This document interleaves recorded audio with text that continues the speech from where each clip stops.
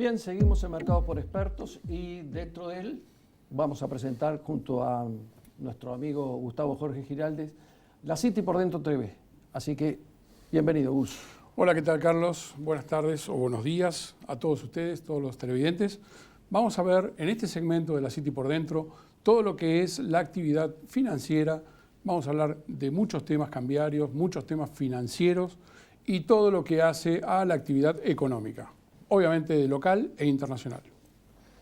Hay un recuerdo, en el programa tenemos que hacer un recuerdo para quién fue el factor que nos llevó a estos medios, que nos trajo tanto a la radio como a la televisión y que hoy, que estamos volviendo a este ciclo, merece tener su reconocimiento. A Roberto Sica es el agradecimiento y la dedicación de este programa hacia él.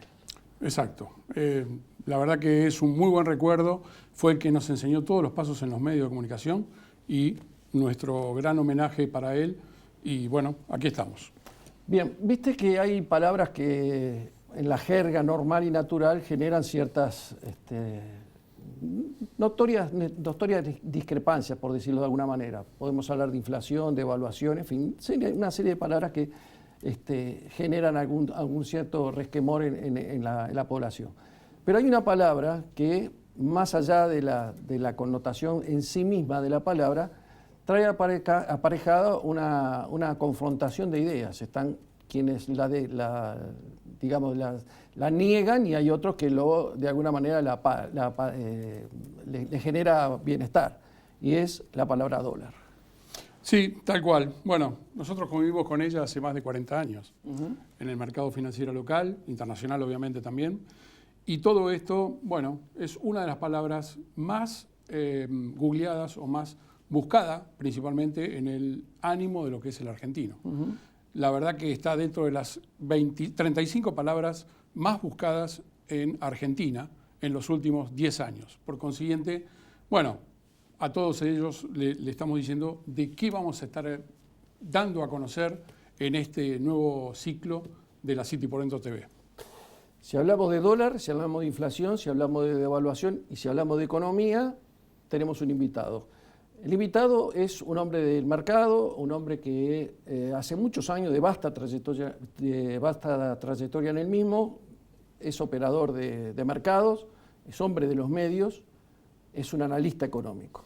Así que después de la pausa no se vayan, porque tenemos con nosotros a Gustavo Quintana. Pausa.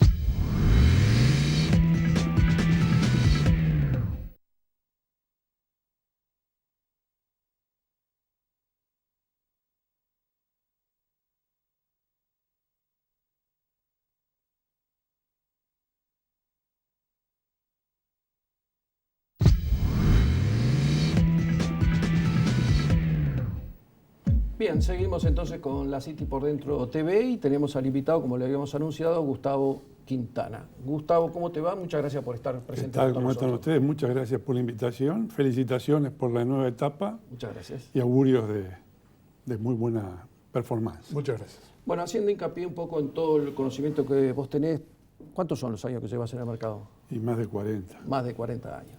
Bien, o sea, ¿qué experiencia tenés y conocés bastante de lo que vamos a hablar? Se habla mucho de atraso cambiario. ¿Existe el atraso cambiario o es una muletilla que implementamos distintos sectores o se implementa de distintos sectores para justamente tapar algunas cosas que se deberían hacer para evitar justamente este atraso? Yo creo que sí, claro. Es un tema que se ha instalado en los últimos meses en Argentina, más que nada como consecuencia de presión de algunos sectores que ven en la evolución del tipo de cambio algún factor negativo para sus propios negocios. Economías regionales, por ejemplo, algún sector de la industria. El tema de atraso cambiario se puede analizar de varios puntos de vista, pero básicamente consiste en un concepto que indica que hay un precio que está retrasado respecto de otros. En el caso particular del dólar, el enfoque, digamos, más amplio no define tanto la teoría del atraso cambiario, sino de una distorsión de precios relativos que tiene necesaria consecuencia en el precio del dólar.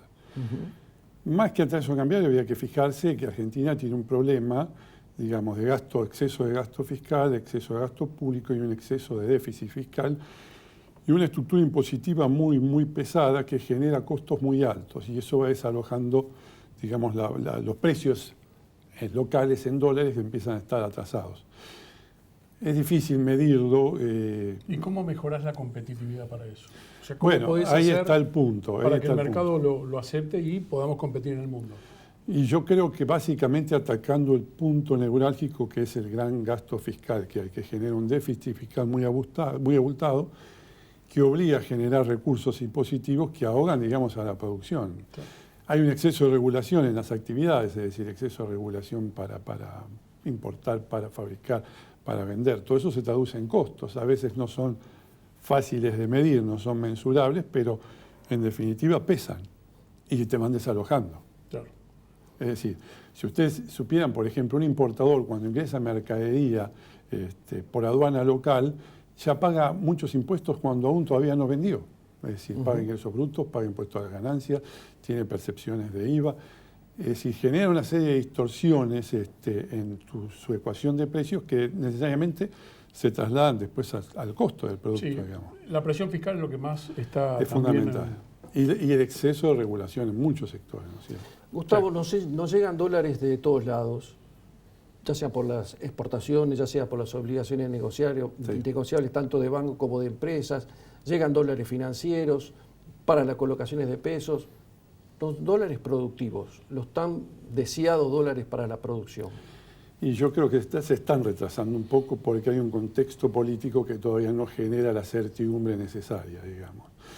Hay un ingreso de dólares financiero, como vos bien decís, para aprovechar esa distorsión de tasa y tipo de cambio implícitamente planchado que genera un rendimiento en dólares muy alto, pero el inversor, genuino necesita de un reaseguro mayor. Y ese reaseguro mayor está referido a cuestiones políticas que no terminan de definirse. El proyecto país, hay elecciones de medio término por medio y eso puede alterar, depende de los resultados, la percepción que tengan en el exterior de la evolución de Argentina y las garantías que necesita el inversor para traer sus dólares, ¿no? O sea, yo creo que está referido a eso. Y va a pasar un tiempo todavía hasta que la inversión productiva, en forma así genuina y gruesa se haga notar. Yo creo que hasta el 2018 no vamos a tener ese empuje o ese arranque positivo. Por lo menos sí, me parece que en gran volumen sí. Se va a dar sobre fin de año. Sí. Hay algunas inversiones, y algún ingreso de dólares productivos muy focalizados en sectores muy particulares que cuentan con protección o que tienen algún tratamiento diferencial, por parte del Ejecutivo, caso automotriz, en algunos puntos. Pero eso no se ha generalizado, no. Porque falta, a mi juicio, certidumbre política. Gustavo, ¿qué posibilidades hay? ¿Cómo es, la ecuación tasa contra dólar? O sea, ¿cómo lo ves en el corto plazo? Sí, en el corto plazo muy favorable a la inversión, desarmar posiciones en dólares y tomar posición en pesos. Es decir, hay un reaseguro, un tipo de cambio, un seguro de cambio implícito que está dado por la quietud y la estabilidad del tipo de cambio. Entonces, quien desarma posición en dólares, se coloca en pesos con una tasa del 20, 22, 24% anual, está obteniendo un rendimiento en dólares del 2% mensual que no existe en ningún lugar del mundo. Ahora, vos que sos asesor de empresas inclusive, sí. en este contexto donde hay bastante conflictividad, donde el gobierno tiene que salir a tapar de alguna manera todo este movimiento social que hay, sí. ¿Vos creés que puede provocarle un cambio en su movimiento económico, en su programa económico y que esto que estás presionando vos o que estás presentando vos de que la tasa le va ganando al dólar, ¿se pueda revertir en el corto plazo? Yo en el corto plazo no lo veo, no lo veo. Yo veo que hay un enfoque de gradualismo económico, de ir muy parsimoniosamente implementando medidas que no se traducen en cambios muy violentos de las reglas de juego. Y entonces no creo que en el corto plazo, esta situación se cambie, esta ecuación va a seguir así. Yo creo que por lo menos hasta fin de año. ¿Qué te dijo? Hace unos días cerró el sinceramiento fiscal. ¿Qué nos dejó? ¿Qué impresión te quedó? Mucha plata. Mucha plata. ¿Sorpresa? No, depende cómo lo miras. Si uno lo mira en términos de el ingreso bruto de sinceramiento en función del PBI, es más o menos importante. La cifra, es la más grande de toda la historia argentina, es la segunda o la tercera en el mundo. Ahora, hay indicadores de algunos organismos financieros internacionales que hablan de que los activos de no residentes argentinos en el exterior eran muy superiores a esto. Sí. Entonces, si uno lo compara con eso, la exteriorización no ha sido tan importante. Es muy importante, comparada con procesos similares anteriores. Si uno lo pone, digamos, lo visualiza en otro contexto, por ahí no es tan importante. De todos modos, desde el punto de vista fiscal, le llegan muchos recursos al gobierno, sin duda. A mí me queda, ayer hablábamos en el programa de radio con Gustavo con respecto al riesgo país. Y la verdad que Argentina trató de alguna manera, este nuevo gobierno, de hacerlo las tareas la mejor posible. De hecho, quitó el cepo, en fin, le pagó a los acreedores. O sea, tuvo una serie de medidas que llevaron a presentarnos al mundo diferente, de otra manera.